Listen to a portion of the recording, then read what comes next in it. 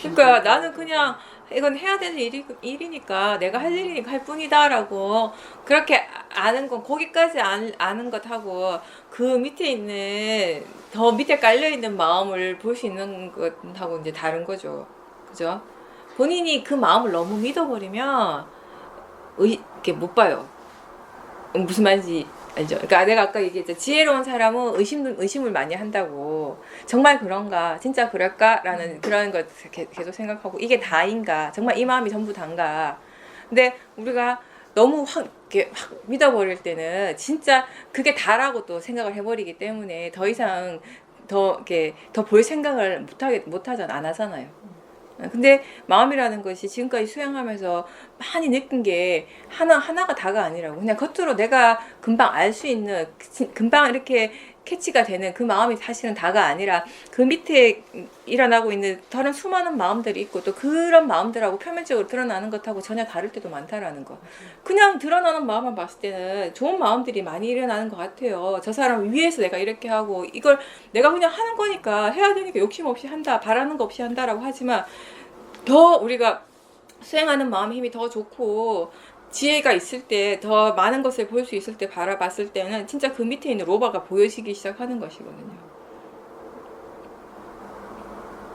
진짜 로바 없이 정말 처음 생각했던 것처럼 나는 그냥 해야 되니까 할 뿐이다 라고 했으면 교장 선생님이 어떤 반응을 어떤 결과를 줬던지 간에 상관없었겠죠. 근데 우리가 마음에서요, 네가 어떻게 나한테 그럴 수가 있어 이 생각하면 게임 끝났어요. 그 생각은 진짜 도사의 마음이 일으키는 생각 중에서도 진짜 그 생각이 엄청 강한 도사를 일으키는데 큰 역할을 하거든요. 네가 어떻게 감히, 네가 어떻게 나한테 이럴 수가. 게임 끝이라니까 진짜. 저는 왜냐하면 강한 도사가 일어났을 때 이렇게 지켜보고 조사를 해보면 대부분 그런 경우더라고요. 어떻게 나한테 그럴 수가 있어? 어떻게 네가 이런 생각, 내가 생각했던 거하고 내가 옳다고 생각하고 내가 이렇게 되어져야 한다라고 생각하는 거하고 다른 결과가 나왔을 때 화가 굉장히 많이 난다고요. 내가 생각하는 어떤 것, 내가 이미 이렇게 결정해놓은, 내가 이미 이렇게 되어질 것이다라고 굳게 믿고 내가 이미 이렇게 되어져야 한다라고 굳게 믿는 것이 어긋났을 때 도사가 강하게 일어난다라는 거죠. 또 한 번 당하고 이제 세상에 믿을 사람 없다니까요. 다시 얘기하면 세상에 믿을 마음이 없어요. 그 세상에 믿을 사람 없다라는 게 이제 이해가 돼요. 사람이 있는 게 아니라 마음이잖아요. 그죠? 어느 마음을 믿겠냐고요. 어떤 마음을 믿겠어요 우리가. 응. 젓가락 들 때 내가 그 얘기 자주 하잖아요. 콩나물 먹으려고 젓가락 들다가 드는 순간에 마음 바뀌어갖고 김치 드는 게 마음이라고. 그죠? 자, 내 마음도 그런데 뭐. 그 선생님 또 여러 가지 뭐 이유, 조건이 있겠죠. 무조건 1등이야 할 때는 또 그때는 그 마음이에요.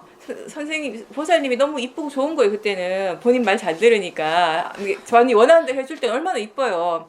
그럼 무조건 최고가 되는 거예요. 그때 그 마음. 근데 살다 보면 그렇지 않잖아요. 또 마음에 안 들 때도 있고 또 막상 다른 학교 간다니까 좀 얄밉기도 하고 도사의 마음도 일어나는 것이에요. 그거지.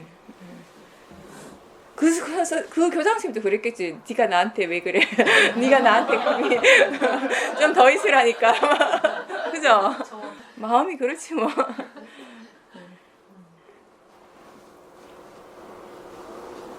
그렇게 또 수행을 하는 거죠.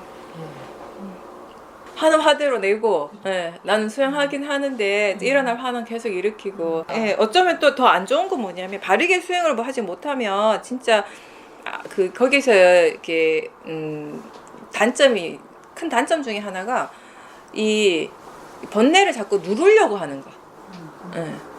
그러니까 내가 수행을 하는데 이러면 안 되는데 이런 마음이 생겨버리는 것이 먼저. 근데 그게 진짜 잘못된 생각이거든요. 일어나는 것 자체를 내가 스스로 막으려고 하는 게 굉장히 그릇된 거잖아요. 수행에서 본다면은. 그러면서 번뇌가 더 커지게 되는 것이니까. 근데 실제로 수행을 혼자 오래 한 사람들을 얘기해보면 그런 부분들이 많이 드러나요. 왜냐하면 수행을 통해서 마음의 질이 자연스럽게 좋아지지 않으니까. 그러니까 좋아져야 한다라는 당위성은 갖고 있는데 수행을 하면 그렇게 되겠지라고 어떤 결과론적인 거는 지식은 있는데 마음이 그걸 따라가지 실제의 마음은 그걸 따라가지 못하니까 자꾸 누르려고 하는 거야. 그런 게 있는 거죠. 실제로 보살님이 수행을 하지 않았다면 화가 굉장히 많이 났을 일이긴 하죠. 그런 일들이. 그 상대방에 대한 도사가 이제 많이 일어나는 거죠. 그죠. 예, 이번에 어떤 분 보니까 그러니까 굉장히 지금 삶에서 어떤 사람에게 되게 배신감을 많이 느낀 거예요. 그러니까 진짜 그 본인 말이 그랬어요. 이 화병이 났대, 짧은 시간에. 여기 지금 약을 먹고 있대요. 한의원 가가지고 화병을 다스리네. 그럼 화병을 다스리려면 수행을 해야 되는데. 네. 근데 이제 그 약이 아마 그런 거겠죠. 화가 났다라는 거, 나는 건 이게 저기 뭐지, 한의학적으로는 한의는 그냥 단순히 몸만 보는 것이 아니라 보니까 마음과 이렇게 연결해서 이렇게 같이 보기 때문에 아마도 우리가 보는 관점하고 비슷할 것 같아요. 화라고 하는 그런 마음이 그 생성해내는 물질이 그 뜨거움이잖아요. 그 모든 걸 태워줄 것 같은 그런 뜨거움, 그런 열기거든요. 그래서 그런 얘기도 하는데 화의 마음은 좋은 선함의 마음도 다 태워버린다고. 그러니까 물질적인 그런 뜨거운 에너지가 몸에서 계속 일어나니까 생성이 되니까 이런 것들이 장기를 손상을 시키는 거예요. 필요 이상의 열기가 계속되면 이게 장기들이 실제로 손상을 받잖아요. 너무 차가워도 다치지만 너무 뜨거워도 다치거든요. 그래서 아마 그 얘기, 화병을 다스리는 약이 있다길래 우리는 그런 생각을 좀 했어요. 아마 그런 열기를 좀 이렇게 식혀주는, 속을 좀 냉하게 해주는 그런 약인가 보다. 속을 쿨하게 하려면 수행을 해야죠. 네. 사람을 미워하지 말고, 그죠? 그 사람의 일이 아니라 그 마음의 일이니까. 그러면 왜 그게 천수경에 나오나? 재무자성 중심기. 재라고 하는 것이 사실은 실체가 있는 것이 아니라 그냥 마음 따라서 마음이다. 그냥 일어나는 마음일 뿐이다. 그 마음이 사라지면 죄 또한 사라지고 없다. 심량 멸시 죄욕망.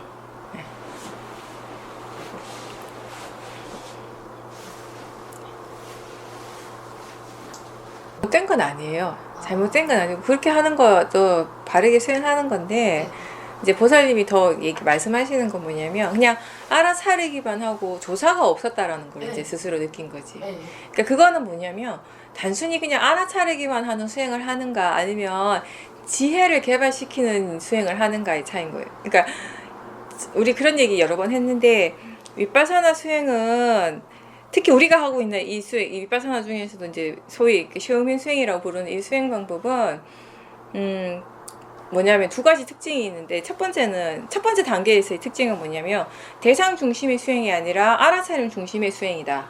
이게 우리 수행의 모든 걸 얘기를 해주고 있어요. 포인트를 집어주는 거예요. 대부분은 윗바사나 수행을 해도 대상 중심의 수행을 하고 있죠. 호흡이라는 대상, 느낌이라는 대상, 그 대상 자체를 굉장히 중요시해요. 근데 뭔가를 어떤 대상 하나를 중요시하게 생각을 하고 수행을 하게 되면 마음이 필연적으로 그 대상에 집착을 하게 돼요. 그쵸? 그게 중요하다고 생각을 하고 그걸 잡고 있어야 된다고 생각하고 그러면 이제 그 다음에 집착을 하게 되는 것인데 여기서는 대상은 중요한 것이 아니라는 거예요. 어차피 대상은 항상 있으니까 우리한테 중요한 건 알아차림이라는 거죠. 대상이 항상 있어도 못 알아차리면 꽝인 거죠. 알아차리는 게 수행인데 대상이 없어서 우리가 수행을 못하는 게 아니잖아요. 용문을 통해서 끊임없이 그 작용들은 매 순간순간 일어나요. 수행을 하건 하지 않건 그거를 대상으로 알아차림하는가 못하는가가 수행이냐 아니냐라는 거지. 그래서 첫 번째 단계에서 가장 중요한 부분은 대상 중심의 수행이 아니라 알아차림 중심의 수행이다. 알아차리고 있는가, 알아차림이 중요하다, 알아차리는 마음을 알고 있는가, 이런 부분. 그 다음에 이렇게 해서 알아차림이 자연스럽게 이어지게 되면요, 알아차림 중심의 수행이 어떻게 되냐면 지혜 중심의 수행. 단순히 처음에는 알아차리는가의 문제였어요. 알아차리나 못 알아차리냐, 그게 중요했어요. 그게 다였어요 처음에는. 근데 이게 자연스럽게 수행 자체가 자연스럽게 되어지면 알아차리는 게 이제 다가 아니라는 거예요. 책 제목도 그렇죠. 알아차림만으로는 충분하지 않습니다. 결국엔 이 수행이 궁극적으로 나아가야 할 지향하는 바는 알아차림을 통해서 우리가 무엇을 얻는가? 지혜를 얻는다라는 것이에요. 지혜를 개발시키는 일을 하는 것이에요. 그렇다면 이것이 단순히 알아차리는 것에서 만족하고 끝날 일이 아니라는 거죠. 지혜가 일어나기 위해서는 지혜가 일어날 수 있는 조건이 필요하겠죠. 모든 것이 다 조건 따라 일어나는 것이니까 지혜도 마음이고 마음은 조건 따라 일어나는 것입니다.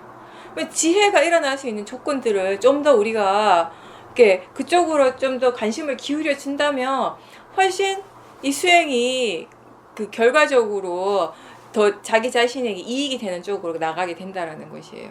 그래서 사티 중심의 수행에서 지혜 중심의 수행으로. 그러니까 이번 주는 일상에서 크게 노력을 하지 않아도 내가 뭔가 하려고 하지 않아도 수행이 이어졌다라는 건 그만큼 사티는 충분히 지금 되고 있다라는 것이에요. 지가 알아서. 그랬을 때 보살님이 굉장히 생각은 바르게 이렇게 본 건 잘 봤어요. 아, 이렇게 수행할 것이 아니라 좀 더 조사를 해야 되는구나. 그건 정말 잘하신 거예요. 예, 사티가 이제 이렇게 자연스러워지니까 이 다음에는 지혜 중심으로 수행을 해야 되는데 지혜 중심의 수행이 되기 위해서 반드시 필요한 것이 일어나는 것들에 대해서 관심을 가지고 더 깊이 있게 조사를 하고 질문을 하는 것이죠. 아직 뭐 안 왔다는 걸 아는 순간에 하시면 되죠. 그 순간에 마음이 이제 좀 깨어난 거니까. 그렇죠. 그러니까 알아차리기만 한다고 해서 지혜가 저절로 일어나는 것이 아닌 거죠. 알아차려도 그때 생각이 바르지 않으면 번뇌는 바로바로 또 일어나게 되니까, 그죠? 그거를 이제 이해하신 거잖아요. 그러니까 어떤 마음가짐, 지금 수행하는 마음가짐이 어떻고, 수행하는 마음이 지금 어떻게 생각하고 있는가, 이런 것들을 아는 것이 중요하죠. 결국 우리가 수행을 하면 가장 중요한 건 지금 어떤 마음으로 이걸 하고 있는가의 문제예요. 그러니까 수행이라고 할 때 특히나 이 위파사나 수행은 사마타하고 달라가지고, 사마타는 수행 이러면 수행이 어떤 정형성이 있잖아요.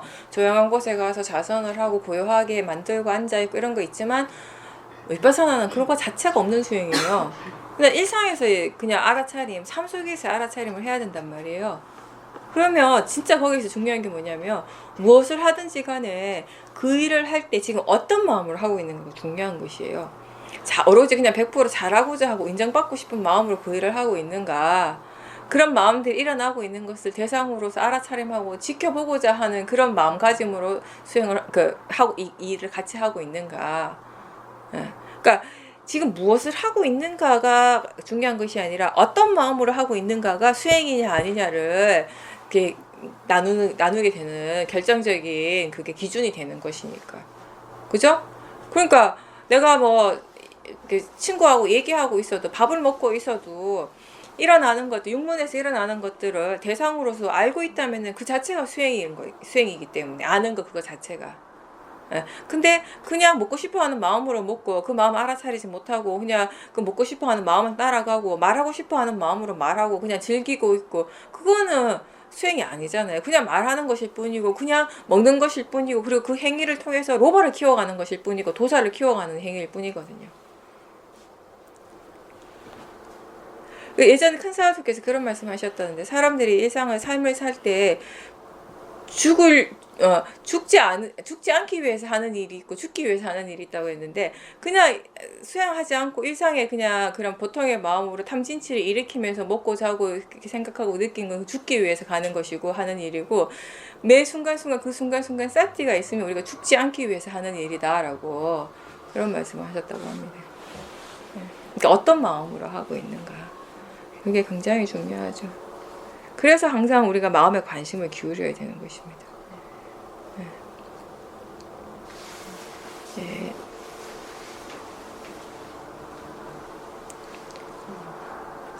뭐가 사라지는 거하고 상관없이 무엇이 있고 없고의 문제가 아니라 그냥 단지 자기 자신을 아는 것일 뿐인데, 알아차림하는 것일 뿐인데도 불구하고 우리는 그 외부적인 상황에 대해서, 바깥의 어떤 조건들에 대해서 영향을 많이 받습니다.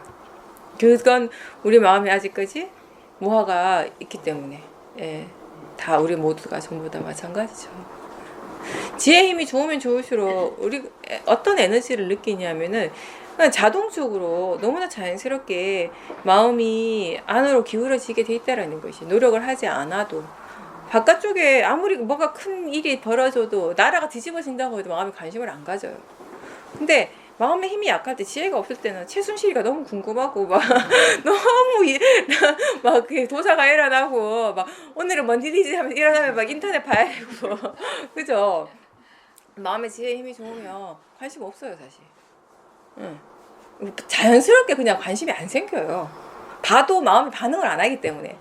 관심이 생긴다라는 건 일단 마음이 반응을 하는 것이거든요. 아, 좋다 좋다라고 반응을 하면 더 관심이 또 생기는 것이에요. 그런 기사들을 보고 막 이렇게 접하고 할 때 마음이 막 도사가 일어나고 뭔가 할 때 자극이 되잖아요. 반응이 일어났다라는 건 마음에 자극이 된다라는 것이거든요. 그런 것들이 자꾸 더 많은 자극을 또 이렇게 원한단 말이죠, 마음에서.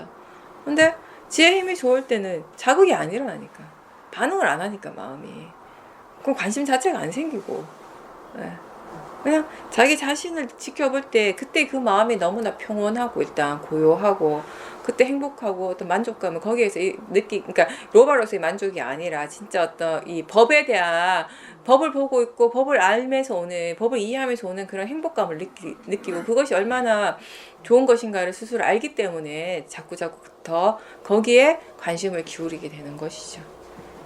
네. 그러니까 지금 같은 상황은 보사님께서 말씀하신 것처럼 뭔가 좀 인위적으로라도 위리아를 좀 더 써주셔야 되는 시간인 거죠. 네. 그렇게 하면서 이제 평상시에도 그동안에는 그러니까 말만 했지 실제적으로 속으로는 그렇게까지 못 봤다는 거죠. 정해놓지 않고 그냥 일어난 거 보는 거, 지금 스님께서 말씀하셨듯이 그냥 하는 거죠. 그냥 하는 건데 네. 그냥 하는 거라고 생각만 했지 실제로는 그렇게 못했다라는 맞아요. 거, 그걸 이번에 좀 많이 느꼈고, 수행도 조건이 갖춰져야지 잘할 수 있을 것 같은 네. 그런 것들이. 전체적으로 그냥 그 알아차림하면서 그다음에 생각이 일어나는 그 생각도 그냥 봐주게 되고, 그렇죠. 생각이 끄달리지 않는 예. 그런 게 이제 좀씩 잡혀가더라고요. 예. 그리고 운전할 때도 네. 온몸이 이제 이렇게 육문이 열려 있는 상태로 네. 있는 그대로 알아차림하는 거 점검하시고, 네. 그러면 수행하기 좋죠, 그 시간대. 네. 그래서 그것 또한 그냥 수행을 할 수 있는 그런 걸로 하면 되니까, 이제야말로 정해진 그런 그 수행이 아니라 그냥 알아차림하는 그런 수행, 그냥 어디서든지 할 수 있는 거. 잘 안 될 때는 안 되는 거에 조금 더 내가 위리아를 써서 될 수 있게끔 자꾸 그 마음의 방향성도 잡아가면서. 그렇죠. 안 될 때 예. 왜 안 되는가에 대해서 마음이 조사를 해야겠죠. 예. 하고 위리아가 약하다고 이제 알아지면 위리아를 좀 더 강화를 하고, 또 견해가 바르지 않구나라고 할 때는 또 견해를 바르게 해주려고 하는 노력을 해주시고, 그때 이제 봐서 해 나가시는 거죠. 수행은 좀 이제 좀 그게 이제 수행하는 게 이제 능숙해지시는 거예요. 그렇게 되는 게. 예. 그리고 이제 친구가 그 친구는 이제 그 화두 수행을 하는 친구인데, 네. 그 친구는 귀신을 봤다 그래요. 네. 그 눈에 보인다 그러고. 볼 수도 있죠. 예. 네. 그런데 저는 이제 네. 그거에 대해서 대단히 좀 부정적이라서. 예, 예. 우리 좀 그런 게 있어요. 예. 그래서 근데 부정적인 필요는 또 없는데. 예, 맞아요. 응. 내가 모르는 거지 그냥. 부정적인 필요는 없어. 내가 알지 못하는 것이라는 거. 딱 그거죠. 예. 저는 맨날 말로는 예. 내 눈에는 안 보였으니까 나는 모르는 거고, 네 눈에 보였으면 뭐 있을 수도 있겠지라고 말은 그렇게 했는데, 실제로 속으로는 말도 안 돼. 어떻게 귀신이 좀 있을까? 그러면서 강하게 제가 그 말을 부정할 때는 네. 왜 그럴까 생각해 보니까, 예. 저도 약간의 귀신을 옛날서부터 귀신은 무서운 거라는 거 학습되어 있기 때문에 예. 내가 좀 두려워하고 있었거든요. 두려워하는 마음이 부정을 하게 예, 만들었다는 거죠. 그러다 보니까 예. 저 근본적인 그 어리석음이 있었기 때문에 두려움이라는 건 결국 어리석음인데, 그게 있어서 저 친구의 얘기를 그러니까 결국 강한 어떠한 그 부정적인 그 의견이 모습이 기운이 나가니까 그 친구는 더 강하게 저한테 귀신 얘기를 많이 해요. 자기를 납득시키기 위해서. 네, 그래서 제가 네. 거사 꿈을 꾼다 그러면 네. 꿈 꾼다 그런데 네. 요새는 그냥 편안하게 내가 거사를 이렇게 대하고 그러네 그랬더니 글쎄 그럴까 거사가 이 집에서 살고 있지 않을까 그러면서 자기 고모는 신우는 남편이 그 가시고 난 다음에 무서워서 그 집에서 살지 못하고 이사를 갔는데 그럴 수도 있다 막 이런 식으로 저에게 이제 얘기를 많이 해요.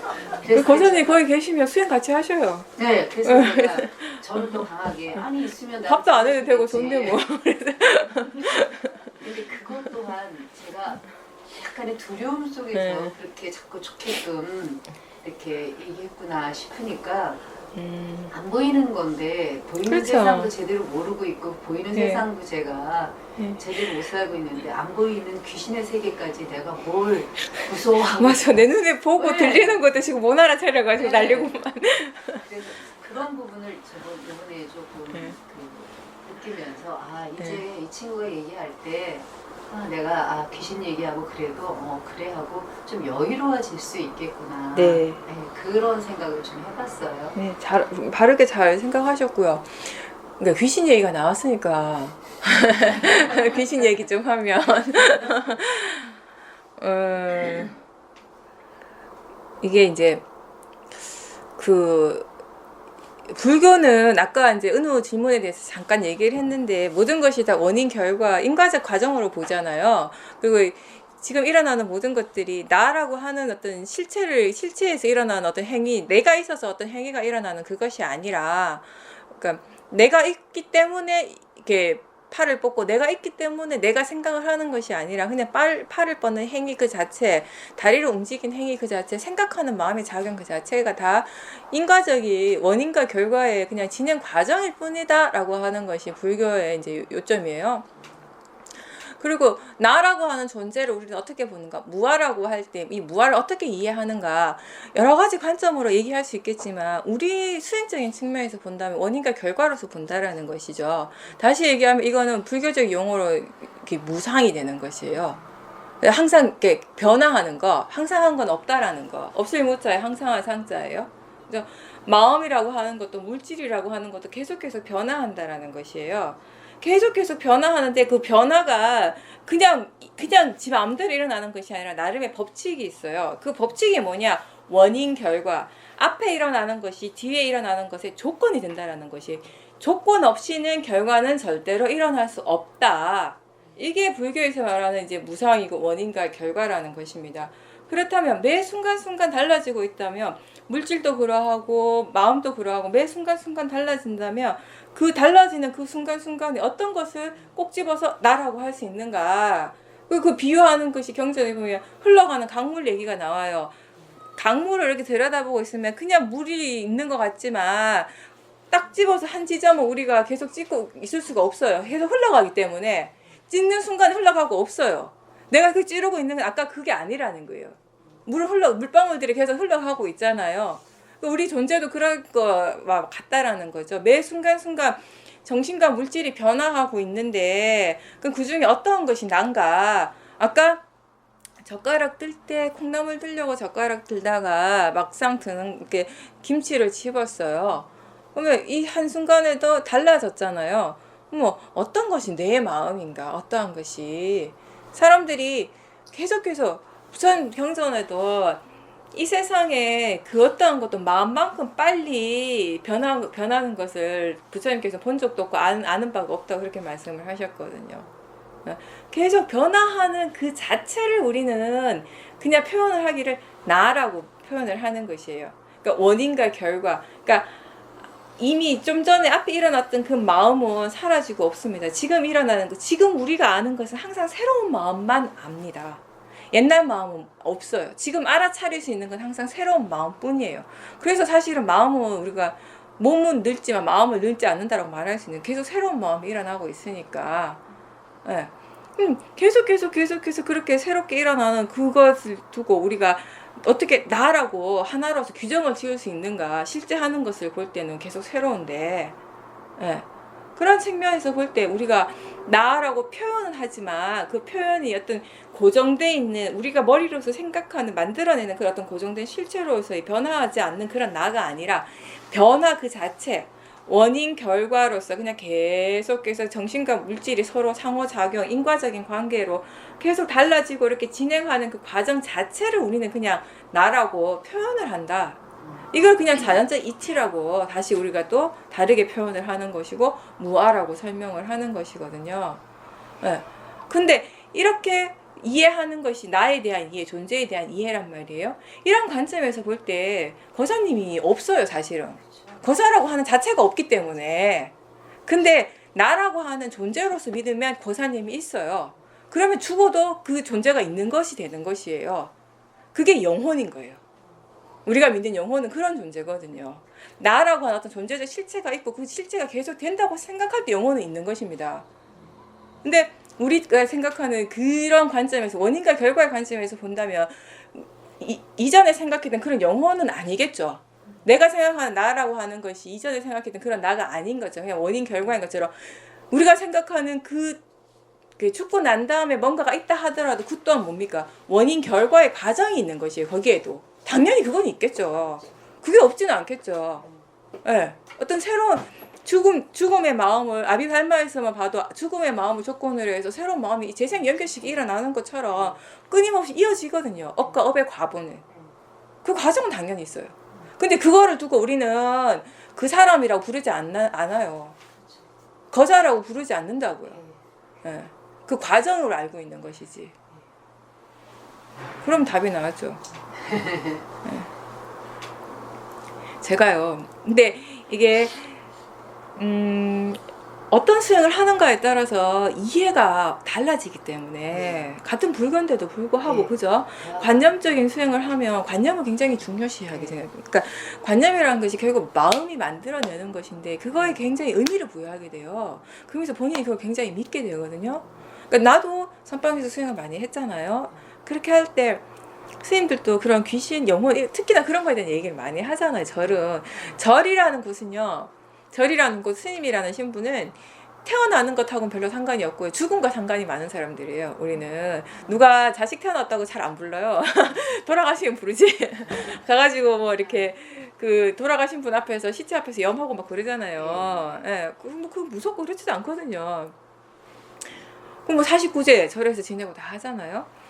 그런 거하고 되게 익숙한 사람들인데 그러다 보니까 이제 그런 얘기들을 많이 해요. 영가, 뭐 영가병, 천도제 지내라 이런 얘기 많이 하잖아요. 근데 그런 얘기를 자꾸 듣고 마음, 이렇게 관념이나 실제에 대한 구분을 못할 때는 믿게 되거든요. 듣는 거 그대로 믿게 되는 거죠. 그러면 마음은 믿는 대로 또 일어난다고요. 이건 진짜 실제로 제가 선방에 처음 갔을 때 저는 제가 귀신을 봤다고 믿었어요. 그때는 뭔가 보이더라고요. 굉장히 강한 집중을 하고 있거든요. 엄청나게 집중을 하면 마음이 뭔가를 막 만들어내요. 그러니까 내 몸이 없는 것처럼 느껴지기도 하고 그러니까 내 몸 자체가 이상하게 막 변해요. 막 실제로 보면 그대로인데 마음이 그렇게 생각을 하기 때문에 그때는 변한다고 그렇게 막 믿거든요. 그러면서 평상시에 보이지 않는 게 보였어요. 그때는 보였어요. 그리고 나는 그게 귀신이라고 철저히 믿었고 예, 봤다고 생각했습니다. 근데 몇 년이 지나서 내가 미얀마에 가서 수행을 하고 마음에 대해서 좀 더 이해를 했을 때 관념과 실제에 대한 이해가 생겼을 때 어떤 생각이 드냐면 그때 본 것이 진짜 본 것인가 내 마음이 만들어낸 것인가 확신이 없는 거예요. 왜냐하면 위파사나 수행하고는 안 보이거든요. 그래서 왜 귀신이 수행을 바꾸니까 안 보이는가? 수행 방법을 바꾸니까 왜 귀신이 안 보이지? 그러니까 의심스럽잖아요. 진짜로 있으면 수행 방법이 바뀌어도 보여야 되는데 이건 안 보이니까 그럼 그때 봤던 게 내 마음이 만들어낸 건가? 예, 재밌죠. 무서운 게 아니죠.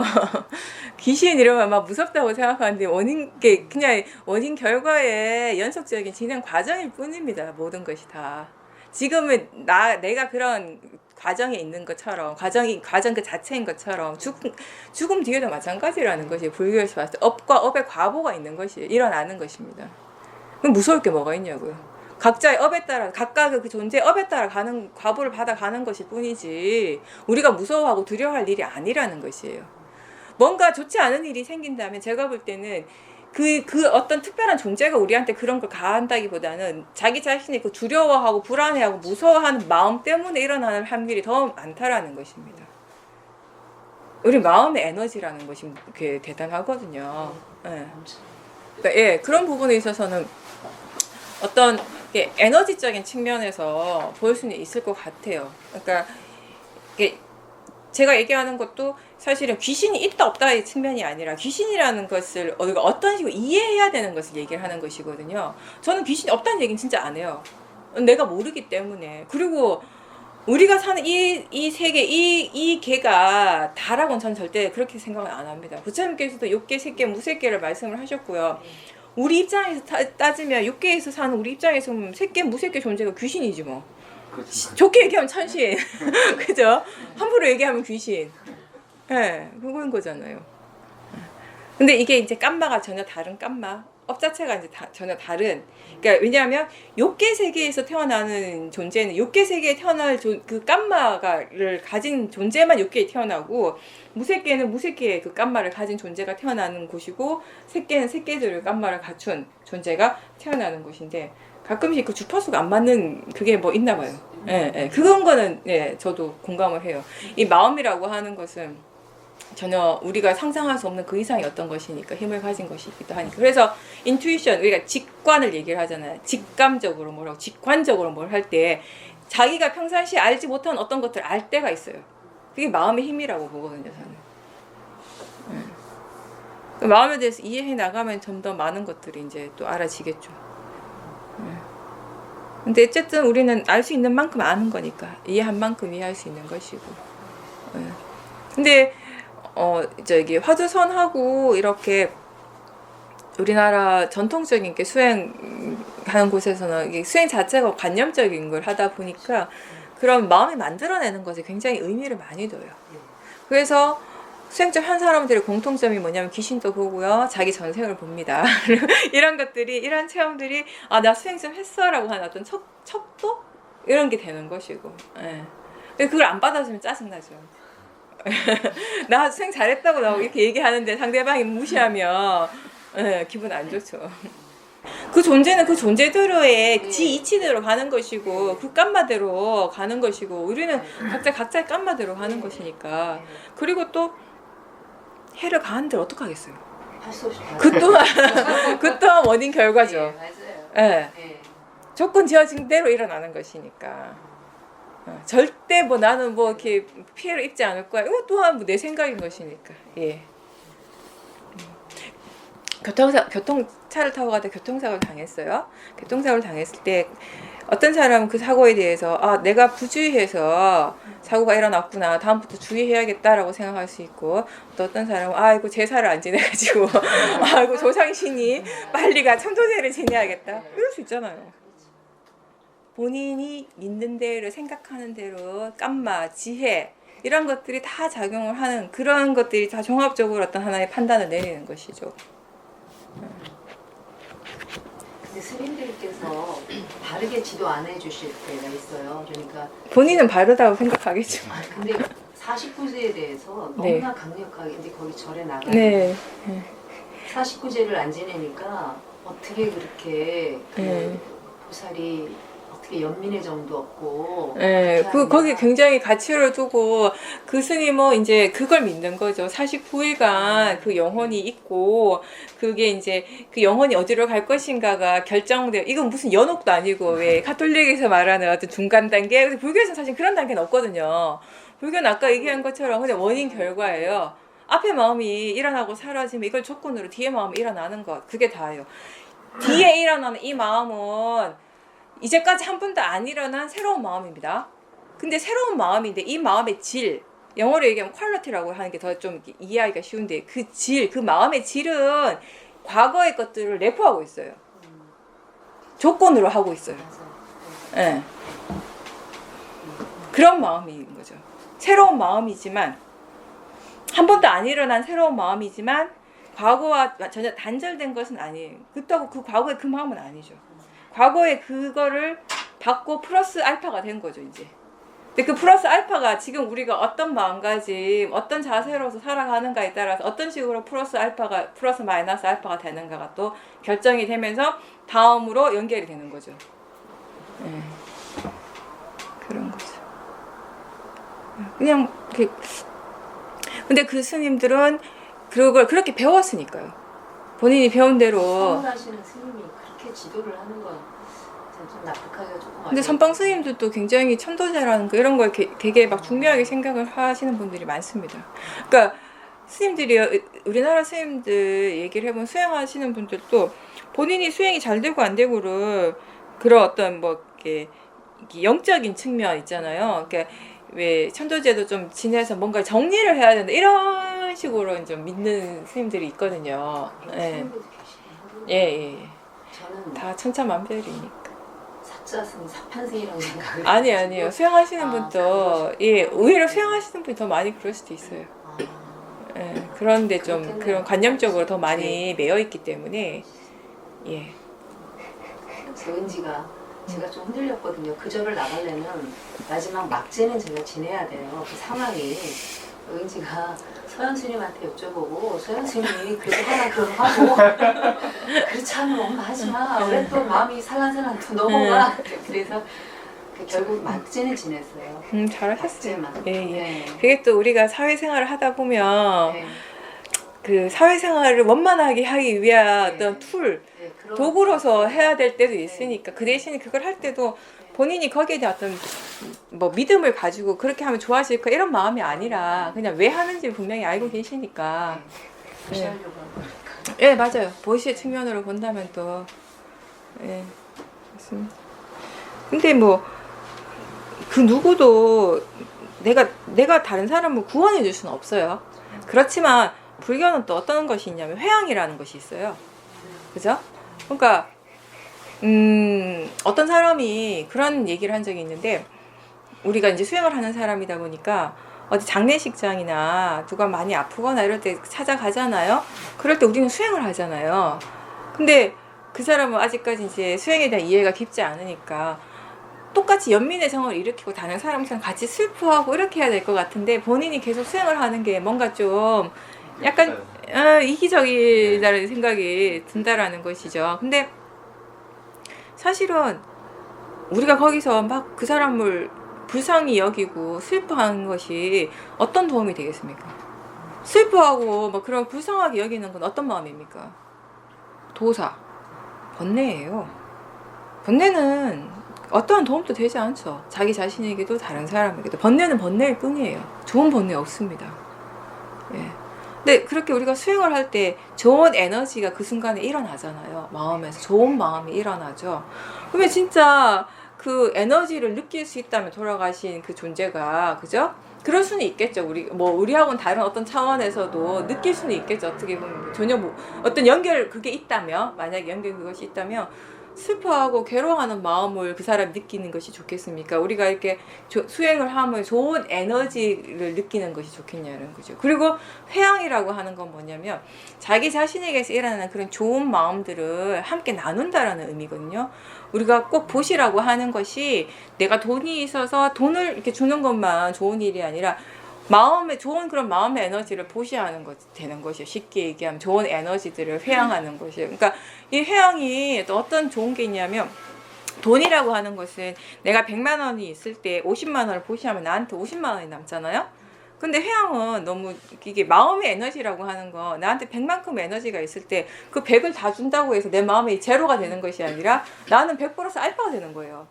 또 보시라고 하는 선업을 지었기 때문에 플러스 알파가 되는 것이에요. 그런 것이 불교적인 회양이라는 거죠.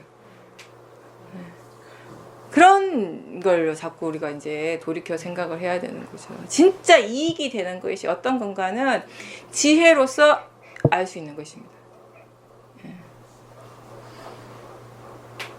그러니까 거사님이 그래도 인연으로 그렇게 만나서 수십 년 함께 사셨잖아요. 그래서 그 사람들 정말 앞으로 좋은 쪽으로 이제 좋은 방향으로 이렇게 됐으면 좋겠다는 마음이 일어난다면 그만큼 보살님이 수행을 열심히 하시는 거예요.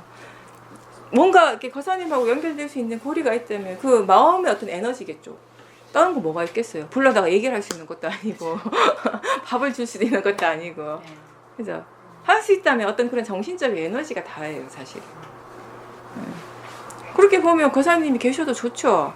열심히 수행하면 그 에너지를 회항할 수 있다면 그 거사님이 그런 어리석음이 그 조금이라도 이렇게 도움이 될 수, 깨지는데 도움이 될 수 있다면 그건 보살님 또 좋게 보시하는 법보시를 하는 것이고 네.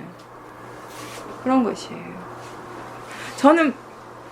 저도 스님이긴 하지만 어쩔 수 없이 그런 거 있었어요. 예전에는 그 죽음이라는 것, 그 죽은 존재에 대한 그런 약간의 두려움, 그러니까 말로 표현할 수 없지만 밑에 깔려있는 두려움이 없진 않았거든요, 사실은. 그러니까 왠지 왜 시달림은 뭐냐면 이제 사람 돌아가시는 맞아 가서 하는 게 있어요. 49제 전, 이게 뭐 이렇게 초제 지내기 전에 이제 염하고 뭐 이렇게 할 때 가서 이제 시달림이라고 하거든요. 거기서 그러니까 장의사가 염을 할 때 스님들은 거기서 이제 기도하고 염불 하거든요. 뭐 그런 것들은 왠지 그렇게 썩 내키진 않는 거지, 이제. 가야 되면 가지만. 뭔가 좀 그랬는데, 저희 아버지, 속가 아버지가 돌아가시는 걸, 그 과정을 옆에서 지켜보면서 정말 그때 많이 배웠거든요. 이것 또한 죽음이라는 것이, 내가 아직 죽지는 않았지만, 간접적인 체험이긴 하지만, 이 또한 진짜 피할 수 없는, 그냥, 이 진행 과정, 원인과 결과의 하나의 과정, 네. 과정의 한 부분이라는 것을 그때 많이 이제 배웠던 거죠. 네.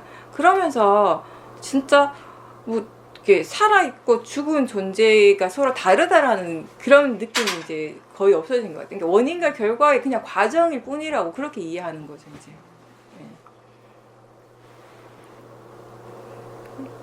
그것도 있잖아요. 제가 옛날에 귀신 얘기했었죠. 한순간 문득 두려운 적이 있었거든요. 저를 혼자 있으면서 밤에 화장실 갔다 왔는데 문득 귀신이 탁 떠오른 거예요. 그래서, 근데 그 다음 생각이, 뭐 두려운 걸 지켜보다 보니까 귀신이라는 게 있다면, 귀신이 진짜 있어서 내 눈앞에 나타난다면 아까 내가 생각한 그 귀신이 나타날 것 같은 그 생각을 하는 순간 너무 재밌었다라는 거죠. 이제 그 마음이 만드는 것을, 그러니까 100% 마음이 만들어낸 거잖아. 그 귀신이라는 존재 자체를 내가 마음을 만들어내고 더 재밌는 건 그걸 막 무서워하고 이렇게 뭐 두려워하고 있는 거, 그걸 이제 본 거죠. 네. 그러니까 그렇게 보시면 됩니다. 그리고 각자 다 본인의 이해하는 만큼, 지혜의 수준만큼 이해하고 그렇게 이제 믿고 보는 거니까. 예. 꿈이라고 하는 건 생각이잖아요. 네. 생각. 우리가 평상시에도 그 사람에 대한 생각을 많이 하면 꿈을 꿔요. 어떤 일에 대해서 막 관심을 가지고 골똘하게 막 이렇게 생각하고 잠을 자면 꼭 그 생각, 꿈에 나타나거든요. 그런 측면으로 볼 수 있는 거죠. 만들 필요가 있고 없고를 떠나서 마음이 만들고 있는 거 알아차림 하시면 돼요. 그럼 만들 필요가 없다고 해서 억지로 안 만들려고 하면 그 또한 바르지 않는 거죠. 우리가 수행은, 바른 수행이라는 건 뭐예요? 일어나지 않는 것을 억지로 일으키려고 하는 것도 아니고, 이미 일어나는 것을 억지로 막 없애려고 바꾸려고 하는 것도 아니에요. 일어나는 것을 일어나는 대로 아는 것이 수행입니다. 그죠? 네. 미래에 대해서 자꾸 좋은 생각을 일으키고 막 좋은 결과를 막 상상을 하고 있다면, 그렇게 생각하고 상상하는 그 마음을 대상으로 일어날 때마다 알아차림하십시오. 계속 알아차리고 하다 보면 마음이 나중에 지겨워져요. 내가 왜 이 짓을 왜 하고 있는지 마음이 스스로 그렇게 물어보거든요. 이 쓸데없는 일을 왜 하지? 네. 그럴 때가 있다고요. 그러면서 그 생각을 덜 하게 됩니다. 생각하는 마음이 그냥 일어나는 마음일 뿐이죠. 네. 생각의 내용은 뭔들 진짜 말 그대로, 그죠? 다 가능합니다. 생각으로는 막 100억 로또를 맞을 수도 있는 게 생각이고, 여기서 당장 뭐 미국을 달나라를 갈 수 있는 것도 생각이고, 뭐 내가 뭐 영화 배우가 되고 영화를 찍을 수 있는 것도 생각이고요. 그죠? 네. 생각의 내용인들 뭔들 못하겠을 뿐입니다. 생각하는 마음. 그러니까 생각하는 마음을 본다면 보살님이 내용이 아니라 보살님이 자꾸 내용을 보니까 이건 좋은 생각이고 이거는 필요가 없는 생각이라고 자꾸 판단을 하는데, 내용을 보지 않고 단지 생각하는 마음을 대상으로 본다면 필요하고 필요하지 않고 좋고 나쁨이 거기에는 없죠. 그냥 생각하는 마음이 일어나고 있을 뿐이죠. 네. 그렇게 보는 거죠. 잘하고 계셔요. 근데 지금 어쨌든 그래도 지금은 자꾸 게을러지려고 하는 그런 마음들을 대상으로 보십시오. 그리고 질문을 하세요. 진짜 이 마음을 믿어도 되는가? 이게 정말 필요한가? 이게 진짜 이익이 있는 것인가? 다 치우고 생활적인 면은 조금 게을러지더라도 수행하는 마음은 게을러지면 안 돼요. 네, 그거는 분명해야 돼요. 다른 건 모르겠지만 먹고 자고 하는 건 조금 게을러지더라도 수행하는 마음은 게을러지면 안 된다라는 것입니다. 그리고요, 수행하는 마음이 부지런해지면 능동적이고 뭔가 좀 이렇게 발전적이 되고 이렇게 계속 이어지게 되면 삶 자체가 느슨해질 수가 없어요. 그때는 해야 될 일을 마음이 계속 알아서 하고 찾아가기 때문에, 게을러지는 건 뭐냐면 하기 싫은 마음이거든요. 하기 싫은 마음을 대상으로 보지 못하는 것이거든요. 근데 수행이 계속 이어지면 그런 것들이 대상으로 다 보이기 때문에 게을러질 수가 없어요. 왜 게으르고 왜 하기 싫어하는지가 또 보이기 때문에, 그때는 마음이 보여지면요 피할 수가 없어요. 숨을 수가 없어요. 그 좋아하는 마음을 대상으로 보고. 근데 그러니까 그렇게 이런 삶을 살아야지 저런 삶을 계획하고 이런 삶을 계획하는 그 마음이 그냥 단지 생각하는 마음. 아까 좀 전에 여기 보살님한테 얘기한 거하고 사실은 같은 거잖아, 그치? 보살님이 앞에 미래의 삶을 좀 더 뭐 핑크빛 더 좋은 쪽으로 자꾸 상상하는, 거기 자꾸 이렇게 따라가는 것처럼 너도 사실은 같은 거야. 그 생각의 내용을 보는 것이 아니라 마음이 생각하고 있다라는 것을 더 많이 알아차림하고 그걸 대상으로 알려고 하는 노력을 계속 해야 된다라는 거야. 그렇지. 내가 생각하는 대로 되지 않으면 당장 도사가 일어나지, 그때는. 그러니까 아까도 얘기했지만 우리가 어떤 일을 할 때 그 일을 어떤 마음으로 하는가가 굉장히 중요하다고 그랬잖아. 그 마음이 로바라면은 그러니까 계속 그냥 지금은 네가 계속 생각을 따라가고 있고, 그렇지? 지금부터 해야 될 건 뭐냐면 그런 생각들이 일어나고 그런 마음들이 일어날 때 그걸 대상으로 보고자 하는 노력을 많이 해야 된다라는 거. 그 노력을 충분하게 한 다음에 그 마음을 정말 충분하게 보고, 그 로바의 마음을 충분하게 보고 로바가 없을 때 뭔가를 결정하라는 거예요. 어떤 일을 결정할 때 절대로 도사의 마음이나 로바의 마음 번뇌로서는 하지 말라는 거예요. 수행을 좀 더 하고 수행하는 것이 좀 더 익숙해졌을 때 그때 좀 더 이렇게 그런 결정을 하는 게 더 낫지 않을까. 수행하는 분들 중에 요가하는 사람들이 많거든요. 지금 우리 여기 단마숲에 계시는 분도 한 40년 요가 하신 분이에요. 지금 60대 초반인데 아직까지 요가 학원을 하시더라고요. 부산에서.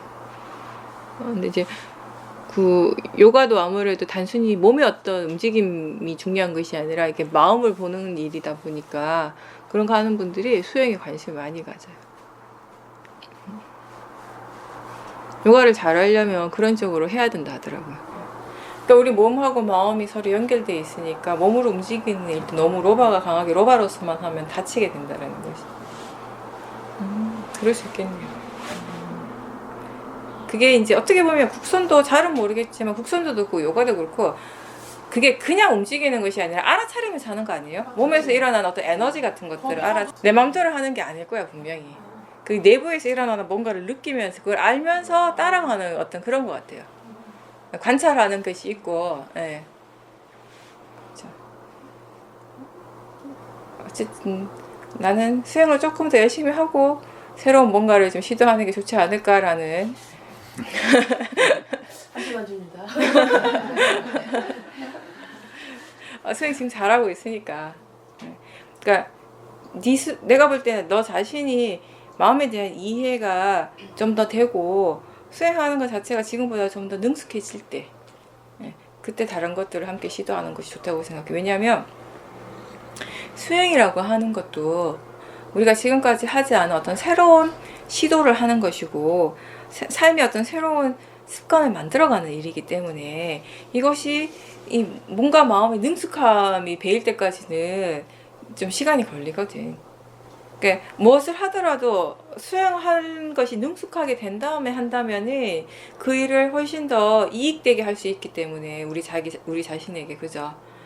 이왕 수행을 시작을 했고 그또 수행을 어느 정도 지금 알고 있는 상태, 이해하고 있는 상태이기 때문에 하나를 좀 더 능숙하게 한 다음에 다른 것들을 함께 해 나가는 것이 좋지 않을까라고 하는 것이 나의 생각입니다. 수행이 능숙하는데 시간이 조금 걸리니까. 인생은 그리고 타이밍이 중요하거든요. 지금 수행해야 될 타이밍이 아닌가 싶어요. 진짜 타이밍이 중요한 게요. 1월 1일 날 여기 위에 단마스 위에 추모공원이 있거든요. 큰 이렇게 추모공원인데 거기가 앞마당이 확 트였어요. 이렇게 높은 거예요. 지대가 제일 높은 데 있다 보니까 앞이 확 트였거든요. 앞쪽에 뭐 그 주위에 인가 마을이 있는 것도 아니고 밑에 한참 내려가야지 있고 이러니까 앞에 확 트이고 첩첩 산이 쫙 이렇게 밀양이 그 경치가 좋거든요. 산이 쫙 펼쳐져가지고 그게 또 앞마당 이쪽이 동쪽인 거예요. 또 그러니까 해돋이를 볼 수 있잖아요. 그러니까 한참 전부터 이렇게 막 붙여놔서 플래카드 해돋이 그거 뭐 행사하니까 보러 오라고. 아 그런가 보다 하고 있었는데 우리끼리만 있었으면 뭐 관심도 없었을 건데 그날 또 새해 첫날이라고 수행자들이 몇 분 계셨어요. 그러니까 아침 먹다가 생각나고 나하고 도경 스님이 그 얘기를 했어요. 해돋이 행사한다더라. 그러니까 가고 싶어 하는 거예요. 그래서 밥 먹고 이제 이렇게 갔어. 잘 모르시니까 이제 내가 같이 갔어요. 나는 속으로 우리밖에 없는 거 아니야? 뭐 이러면서 이런 시간에 새벽부터 이런데 웬걸 막 사람 한 50명 온 것 같아요. 다들 그 해돋이 행사 보고 한다고 와가지고 이제 식구들끼리 와서 친척들하고 막 걔도 데리고 오고 막 이러더라고요. 한 30분 기다렸어. 해가 안 떠. 그리고 구름이 막 좀 짙은 거예요. 그래서 우리끼리 막 그래서 해가 오늘 가렸나 보다. 구름에 가렸나 보다. 그리고 내려가야 되나 이러는데 우리 그 옆집에 개가 막 올라와가지고 애가 막 사람이 많고 그러니까 흥분을 막 한 거야. 개가 벌쩍벌쩍 뛰고 그 조그만 강아지 갖고 온 사람들이 막 무서워하는 거예요. 뭐 해코지 할까봐. 그래서 안 되겠다 싶어서 나 얘를 데리고 내려가야 될 것 같은 거야. 얘가 해코지 하기 전에 애가 너무 거칠어가지고. 그래서 걔를 데리고 이제 어차피 보니까 해도 안 뜨고 이제 구름에 갇혔나 보다 이러고 걔를 데리고 한 20발자국 30발자국 그러니까 좀 한 2-3분 간 것 같아요. 2-3분 가는데 그새 해가 뜬 거야. 해돋이 완전히 그 풍경이요. 진짜 완전 벌겋게. 나중에 제가요 카톡으로 받았어요. 사진을. 30분 기다리다가. 그러니까 이게 모든 게 다 그 순간순간 딱딱딱 이렇게 맞아떨어지는 뭔가가 있는 것 같아요. 그러니까 우리로 치면 실제 하는 것을 얘기를 하면 모든 조건들이 다 두루 성숙해질 때 하나의 어떤 결과가 딱 오는 거. 수행이라는 것도 마찬가지예요. 그런 조건들이 다 성숙하게 될 때 능숙함이 생기게 되는 것이에요.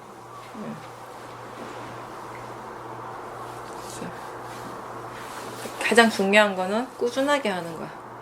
어떤 것이 일어나더라도 그것을 그냥 대상으로서 자연적 이치로서 일깨워주면서 계속 알아차림하는 것이 뭐 아직 젊잖아요.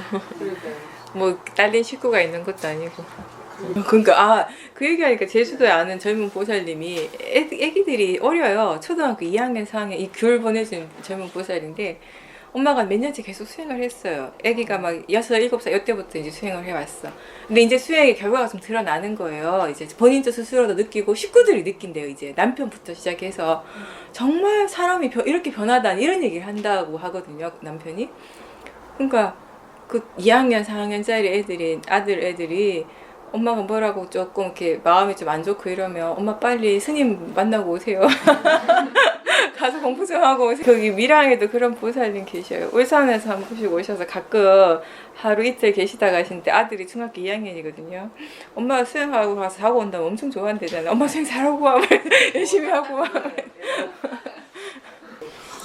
지금도 잘하고 계셔요.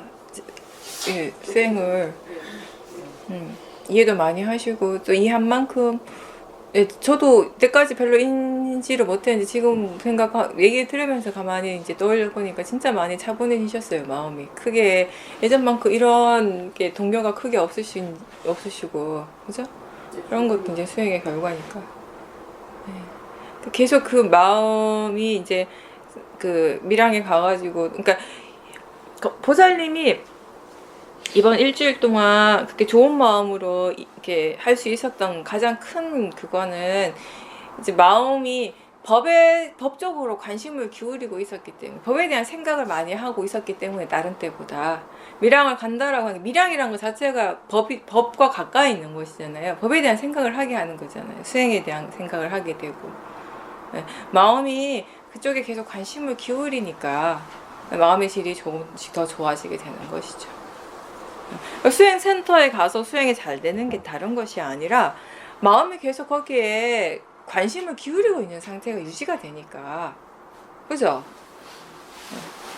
그리고 수행센터에 가면 좋은 마음이 금방 안 떨어져요. 집에서는 금방 좋다가도 금방 떨어지고 하는데 수행센터에 가면 계속 법에 대해서 생각하고 법에 대해서 얘기하고 법에 대한 관심을 계속 갖고 있으니까 한번 좋아진 마음이 계속해서 조금 더 좋아지면 좋아졌지 확 떨어지는 일이 또 잘 없는 거예요. 그러니까 굉장히 본인 스스로 느끼기에 되게 좋게 느껴지는 것이죠. 그것도 이게 고저가 많이 없으니까. 근데 마음가짐인 것이 장소의 문제가 아니라 그죠? 수행하러 왔다. 여기는 수행하는 곳이다라고 생각하는 순간 마음가짐이 달라지는 거잖아요. 그건 이제 수행하시면서 그래도 조금씩 깨달은 것들이 생겼으니까 그걸 이제 조건으로 해서 일어나는 또 이제 이해인 거죠. 완벽한 이해는 아니지만 진짜 거기에 대한 어떤 이제 신뢰가 생긴 거죠. 본인의 어떤 지혜를 조건으로 해서 하나의 존재가 계속된 건 아니라는 거죠. 그 지혜의 마음으로 보니까 그 모화가 좀 웃기게 보이는 거지만 그때 지혜가 없을 때는 그 마음이 그게 다였으니까 내가 알고 있는 그건 이제 그렇죠. 그 우리가 모화의 마음은 이 몸을 나라고 생각하고 지금 일어나고 있는 이 마음을 다 나라고 이제 생각을 하는데 사실은 이 모든 것들이 이렇게 그냥 조건 따라 일어나는 물질이고 마음이고 그런 작용들이라는 것. 네, 그게 다라는 것이죠. 그 하나를 우리가 최대한 알아차림하고자 지금 노력을 하는 것이에요. 그 하나하나를 단지 대상으로 볼 때 그 과정에서 자연스럽게 나라고 하는 관념은 그냥 약해진다라는 것입니다. 일부러 내가 아니라는 것을 거부하지 않아도 거부할 수 없는 것이고 그거는 나라고 믿고 있으면 어떻게 할 수가 없어요. 그냥 나라고 믿고 있는 그 마음을 대상으로 하면 되는 거죠. 그 또한 마음이니까. 그 또한 생각이고. 그 로바를 대상으로 보는 게 순간에 깨어있는 거지. 그리고 지금 이 순간에 일어나는 마음은 그 로바니까. 마음이 일어나는 것이에요. 사실은 그죠? 마음이 일어나는데 그 마음에 로바의 성질이 있는 거죠.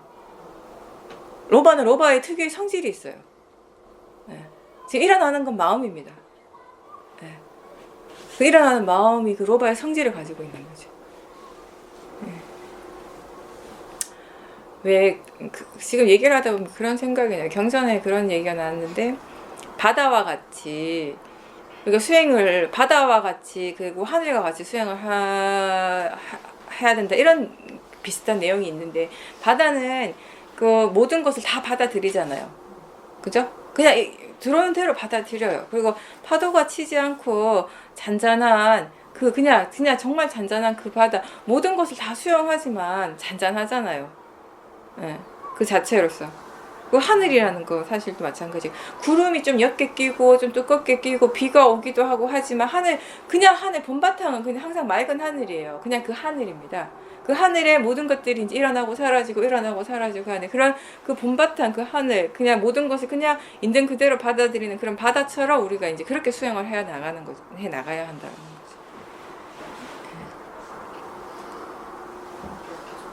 그만큼 사티가 없었네요.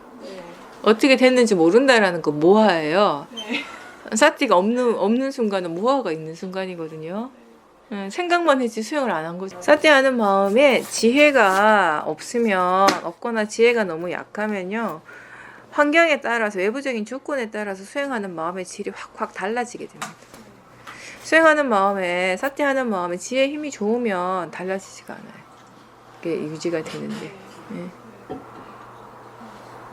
그러니까 무슨 말인가 하면 무엇이 일어나더라도 그걸 대상이라고 아는 지혜가 없고 자연적 이치로 받아들이는 그런 이해가 없기 때문에 자꾸 변하는 것이거든요. 수행하는 마음의 질이. 항상 느끼는, 내가 몇 년째 계속 하는 말이지만 다른 사람보다 보살님은 특히 수행이 잘 될 때하고 안 될 때하고 얼굴에 그대로 드러나요. 수행이 잘 안 되잖아요. 그주는 이렇게 오면 얼굴이 막 지겨운 얼굴이 막 나타나. 그리고 막 뭔가 힘이 없어. 뭔가 막 이렇게 사람이 있잖아. 기운이 없고 딱 드러나. 본인은 느껴요? 그럴 때는 많은 걸 하려고 하지 말고 그냥 사티가 있는지만 점검하셔요. 사티 하고 있는지 알고 있는지를 계속 점검하세요. 그러니까 수행이 잘 안 될 때는 무조건 사티로 돌아가세요. 하고 바른 견해. 그죠? 지금도 계속 사티에 대한 질문하고 그리고 한 번씩 견해가 바른지 확인해주고 그걸 반복하다 보면 지금까지 수행한 그런 조건들이 있기 때문에 조금 하다 보면 마음의 질이 많이 달라질 수 있습니다. 그렇게 하세요. 일하실 때는 그냥 최대한 조금 떨어져서 본다는 느낌으로 하십시오. 떨어져서 전체적으로 지금 무엇을 하고 있는가를 아는 정도, 그리고 몸의 느낌, 마음의 느낌을 안다라는 거. 지금 느낌이 어떤가, 지금 알고 있는가, 뭐 이런 정도의 질문들. 당연히 그렇겠죠. 졸음이라고 하는 건 마음이 알아차리지 못하고 게을러지고 느슨해지면 졸리는 거거든요. 근데 계속 알아차림의 힘이 점점 좋아지면 당연히 덜 졸리죠. 집중을 해야지. 예, 맞습니다. 저도 한참 그랬으니까. 알아차릴 거 굉장히 많은. 보이고 들리는 거 아시고 느낌 아시고 몸의 느낌, 마음의 느낌, 생각하는 마음 얼마나 대상이 분명해요. 그 순간에 마음이 어떻게 보면 되게 평온하고 고요한 상태이기 때문에 사마디가 좋은 상태라서 더 많은 걸 알아차릴 수 있는 상태인데 수행하기 참 좋은 상태인데요. 기도할 때도 거기 스님이랑 같이 기도하시고 예불 하고 할 때도 마음이 그땐 평온하고 조용한 상태니까 아주 알아차림하기 좋은 상태죠. 그러면서 그냥 단순히 알아차리기 하지 말고 그렇게 알아차리고 사마디 힘이 있으면 마음이 지금 이해하고 있는지, 무엇을 이해하고 있는지 이런 질문도 하십시오. 그래야지 마음이 더 깨어나거든요. 마음의 질이 더 좋아지게 되고. 예, 답이나 그 상태가 명확해지는 건 지혜 힘이 좋아지면 자연스럽게 그렇게 되어지는 거고요. 질문하는 것 자체가 목적이니까 그렇게 함으로 해서 마음을 깨워주고 마음의 바른 방향으로 갈 수 있도록 인도해주는 역할을 하니까. 그렇지만 계속 사티만 하시지 말고요. 거사님이 지금 필요한 거는 정말 이 수행의 이렇게 이익을 이해하기 위해서는 좀 더 많은 것을 이해하셔야 되거든요. 지혜가 일어나야 되거든요. 그러니까 마음이 지금 이해하고 있는지, 단순히 사티만 있는지, 뭔가 새롭게 이해하는 것들이 있는지, 지혜가 있는지, 뭔가 마음에 대해서 뭔가 새롭게 이해한 것이 있는지에 대한 질문들을 한번 해보십시오. 그래서 그런 쪽으로 마음이 좀 더 관심을 가지고 기울어질 수 있도록 그렇게 좀 노력을 하셔야 돼요. 그러니까 아까 제가 얘기한 것처럼 단순히 그냥 사티 중심에만 계속 머무르지 말고 지혜 중심의 수행할 수 있도록 그런 쪽으로 방향성을 마음에게 제시를 해주는 거죠.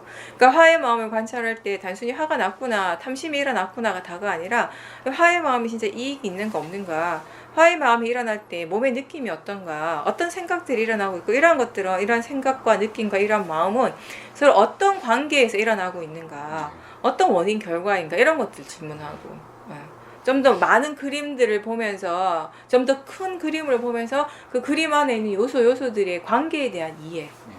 그 지혜가 일어나기 위해서 반드시 필요한 게 마음의 조사를 하는 것이에요.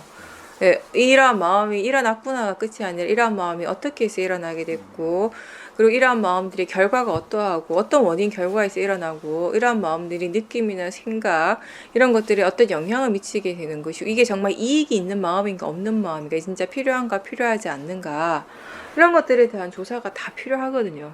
마음에 대해. 그렇게 하면서 결과적으로는 그런 일어나는 마음의 성질에 대해서 이해가 하시는 거예요. 로바는 로바의 성질을 이해하시고, 도사의 마음은 도사의 성질을 이해하시고, 생각하는 마음은 생각하는 성질을 이해하시는 거예요.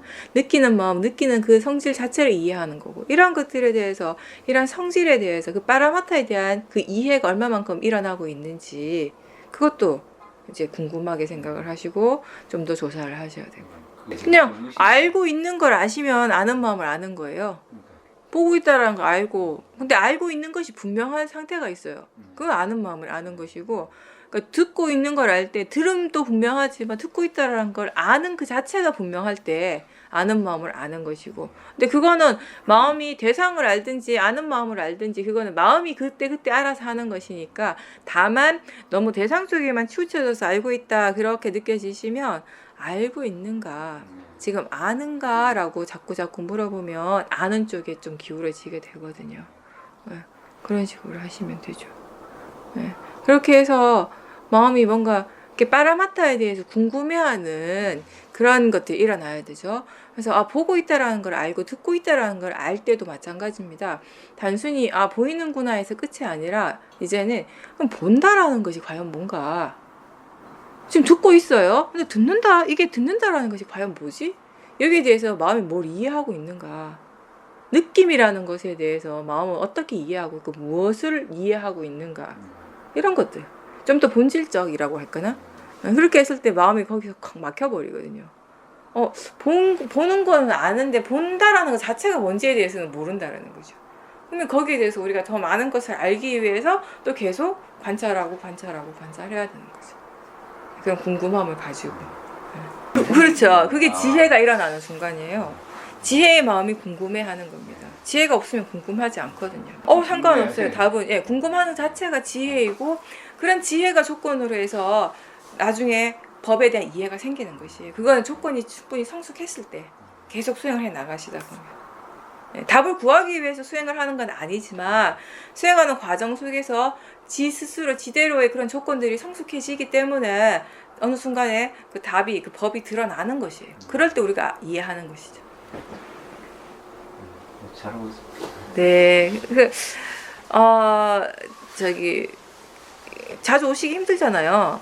예. 오실 수 있을 때 오시고, 그렇지 않을 때는 수행하시면서 전화를 하셔요. 왜냐하면 혼자 아무리 수행을 하신다고 해도 이게 한계가 있거든요. 그죠? 어떨 땐 본인이 잘하고 있다고 생각하지만 막상 이렇게 같이 대화를 해보면 거기 좀 이렇게 잘못된 점이 있을 수도 있고, 본인은 아닌 것 같은데 사실 또 얘기를 해보면 그게 오히려 더 잘하고 있는 걸 수도 있고, 그런 식으로 같이 법에 대한 얘기를 하면서 이렇게 스스로 그러니까 내가 뭔가 그게 아니고 이게 아니라 거사님 스스로가 스스로를 점검할 수 있는 그런 게 필요하기 때문에